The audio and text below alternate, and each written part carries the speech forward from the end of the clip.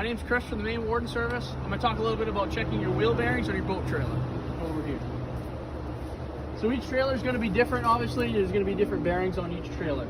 So for this one, if you look right here, we have this plastic dust cover that can be popped off by hand. Each dust cover will probably be different. There are some that are metal that you might have to actually pry off with a screwdriver or get a pair of pliers and tap it off. So like I said, that one's plastic. You can clearly see that these wheel bearings have a pile of grease in there. And a majority of wheel bearings, some that come right from the factory have this, some don't. But there's actual grease fitting right in here that you can grease by hand with a grease gun.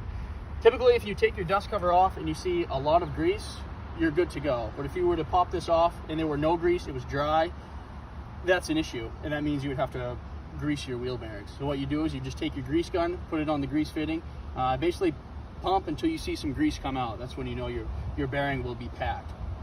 I guess some things to think about is after you do that, you would put your dust cover back on and you're probably good to go. I would check it every 100 miles or so. Some things to think about when checking your wheel bearings and checking if you might need a new one. We don't have it with us today, but you would take a jack if you were on the pavement or on the grass. You'd take a jack, you'd put it under the wheel, jack it up. If you grab both sides of it, just like so, you shake it back and forth, there should be very minimal play. You might have a little play is okay.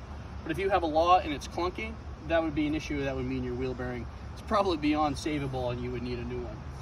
Some other things to look at would be your tire wear. If you have a bad wheel bearing, sometimes your tire will wear unevenly and you'll have a lot of bald spots, or it will have it'll be shaved off on one side, also called chopped. Some other things, when you're towing, if you're feeling a lot of resistance while you're towing, or if you hear some grinding noises coming from your trailer or your wheels. And like I said, every scenario is going to be different, but basically, if it's grinding, you definitely know you need a wheel bearing or it's something else going on in here. Otherwise, check your tires periodically. I'd say every 100 miles or so, check your wheel bearings. If they need to be greased, grease them. They don't go bad very often, but when you neglect them, they definitely will go bad.